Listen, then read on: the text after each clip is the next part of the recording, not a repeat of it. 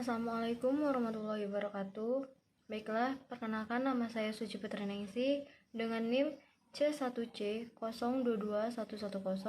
Saya dari Prodi Akuntansi. Baiklah, di sini saya akan mencoba menjelaskan mengenal SPT dan SSP. Baik, yang pertama yaitu ada SPT atau surat pemberitahuan, di mana pengertian dari SPT yaitu SPT merupakan singkatan dari surat pemberitahuan. SPT tahunan wajib bagi warga negara Indonesia yang telah memiliki nomor pokok wajib pajak atau NPWP. SPT tahunan merupakan surat yang digunakan para wajib pajak untuk melaporkan segala bentuk perhitungan dan pembayaran pajak, baik untuk objek pajak maupun bukan pajak. Kemudian ada macam-macam SPT. Berdasarkan ketentuan peraturan perundang-undangan, ada dua jenis SPT, yaitu yang pertama ada SPT massa, di mana SPT massa digunakan untuk melaporkan pajak dalam kurun waktu tertentu atau bulanan. Yang kedua ada SPT tahunan. SPT tahunan wajib dilaporkan setiap tahun atau pada akhir tahun pajak. SPT tahunan sendiri dibagi ke dalam dua kategori, SPT tahunan perorangan dan SPT tahunan badan. Kemudian ada fungsi SPT. SPT pajak punya fungsi baik bagi wajib pajak, pemotong pajak, maupun petugas pajak. Untuk wajib pajak, SPT bermakna sebagai bentuk laporan pertanggungjawaban atas perhitungan jumlah pajak yang dibayarkan, termasuk penjelasan apakah pembayaran pajak dilakukan sendiri atau pihak lain.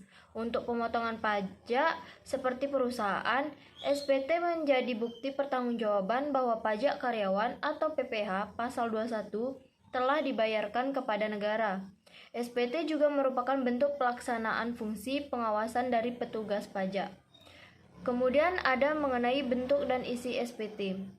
Menurut bentuknya, SPT terdiri dari SPT dan dalam bentuk formulir kertas dan SPT dalam bentuk dokumen elektronik. Nah, dokumen elektronik ini biasanya disebut ESTP atau yang langsung diisi di web disebut e-filing. Isi SPT tahunan PPh menurut Peraturan Kementerian Keuangan Nomor 243/PMK /03/2014 harus memuat data. Yang pertama, jenis pajak, kedua, nama wajib pajak dan nomor pokok wajib pajak, ketiga, masa pajak, bagian tahun pajak atau tahun pajak yang bersangkutan, 4. Tanda tangan wajib pajak atau kuasa wajib pajak, 5. Jumlah peredaran usaha, 6. Jumlah penghasilan termasuk penghasilan yang bukan merupakan objek pajak, 7. Jumlah penghasilan kena pajak, 8. Jumlah pajak yang terutang, 9. Jumlah kredit pajak, 10. Jumlah kekurangan atau kelebihan pajak, 11. Jumlah harta dan kewajiban, 12. Tanggal pembayaran pajak penghasilan pasal 29, dan 13. Data lainnya yang terkait dengan kegiatan usaha wajib pajak. Kemudian ada yang mengenai yang wajib mengisi SPT, yaitu pelaporan SPT wajib tahunan. Pajak tahunan wajib dilakukan oleh semua wajib pajak atau WP yang telah berpenghasilan dan memiliki NPWP. Kemudian ada pembetulan SPT. Wajib pajak berhak untuk melakukan pembetulan atas kemauan sendiri dengan menyampaikan pernyataan tertulis dengan syarat Direktur Jenderal Pajak atau DJP belum melakukan tindakan pemeriksaan. Kemudian ada mengenai batas waktu penyampaian SPT. Batas penyampaian SPT sudah disebutkan dengan jelas dalam Undang-Undang Ketentuan Umum Perpajakan, yaitu pada pasal 3 ayat 3. Yang pertama, batas akhir penyampaian SPT massa adalah paling lama 20 hari setelah akhir masa pajak. Yang kedua, batas akhir penyampaian SPT pajak penghasilan wajib pajak orang pribadi adalah paling lambat 3 bulan setelah akhir tahun pajak. Yang ketiga, batas akhir penyampaian SPT pajak penghasilan wajib pajak badan adalah paling lambat 4 bulan setelah akhir tahun pajak. Kemudian mengenai penundaan penyampaian SPT. Dalam keadaan tertentu, wajib pajak orang pribadi atau WP atau OP, atau wajib pajak badan WP badan, bisa saja terpaksa harus menunda penyampaian SPT tahunan karena sejumlah alasan seperti padatnya kegiatan usaha dan kendala teknis dalam penyusunan laporan keuangan. Yang kemudian sanksi terlambat atau tidak menyampaikan SPT. Jika melewati batas akhir yang telah ditentukan, wajib pajak akan dikenakan sanksi seperti yang dijelaskan pada pasal 7. Yang pertama, wajib pajak badan yang telah menyampaikan SPT tahunan PPh akan dikenakan sanksi administrasi sebesar Rp1 juta.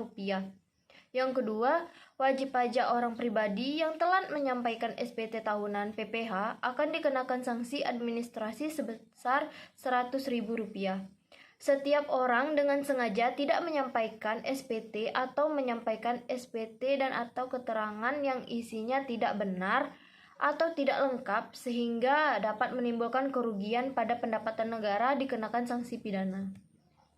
Kemudian mengenai SSP atau surat setoran pajak, di mana pengertian SSP ini yaitu SSP merupakan suatu bukti pembayaran atau penyetoran pajak yang telah dilakukan dengan menggunakan formulir atau telah dilakukan dengan cara lain ke kas negara melalui tempat pembayaran yang ditunjuk oleh Kementerian Keuangan. Pengertian lain juga menyebutkan bahwa SSP merupakan suatu surat yang digunakan oleh wajib pajak untuk melakukan pembayaran atau penyetoran pajak yang terutang ke kas negara. Kemudian fungsi SSP ini yaitu SSP berperan sangat penting dalam pembayaran atau penyetoran pajak. Oleh karena itu, SSP berfungsi sebagai sebuah bukti pembayaran pajak apabila telah disahkan oleh pejabat kantor penerima pembayaran yang berwenang atau apabila telah mendapatkan validasi dari pihak lain yang berwenang. Habis itu mengenai batas waktu pembayaran atau penyetoran pajak. Yang pertama, PPh pasal 4 ayat 2 yang dipotong oleh pemotong pajak penghasilan harus disetor paling lama tanggal 10 bulan berikutnya setelah masa pajak berakhir, kecuali ditetapkan lain oleh Menteri Keuangan. Yang kedua, PPh pasal 4 ayat 2 yang harus dibayar sendiri oleh wajib pajak harus disetor paling lama tanggal 15 bulan berikutnya setelah masa pajak berakhir, kecuali ditetapkan lain oleh Kementerian Keuangan. Ketiga, PPh pasal 4 ayat 2 atas penghasilan dari pengalihan hak atas tanah atau bangunan yang dipotong atau dipungut atau yang harus dibayar sendiri oleh wajib pajak harus disetor sebelum akta, keputusan, dan perjanjian. Keempat, PPh pasal 15 yang dipotong oleh pemotong PPh harus disetor paling lama tanggal 10 bulan berikutnya setelah masa pajak berakhir. Kelima, PPh pasal 15 yang harus dibayar sendiri harus disetor paling lama tanggal 15 bulan berikutnya setelah masa pajak berakhir. Keenam, PPh pasal 21 yang dipotong oleh pemotong PPh harus disetor paling lama tanggal 10 bulan berikutnya setelah masa pajak berakhir. Ketujuh, PPh pasal 23 dan PPh pasal 26 yang dipotong oleh pemotong PPh harus disetor paling lama tanggal 10 bulan berikutnya setelah masa pajak berakhir. Yang kedelapan, PPh pasal 25 harus dibayar paling lama tanggal 15 bulan berikutnya setelah masa pajak berakhir. 9. PPh pasal 22, PPN atau PPNBM atas impor harus dilunasi bersamaan dengan saat pembayaran bea masuk dan dalam hal bea masuk ditunda atau dibebaskan. PPh pasal 22, PPN atau PMB atas impor. 10. PPh pasal 22, PPN atau PPNM atas impor yang dipungut oleh Direktorat Jenderal Bea dan Cukai harus disetor dalam jangka waktu 1 hari kerja setelah dilakukan pemungutan. 11.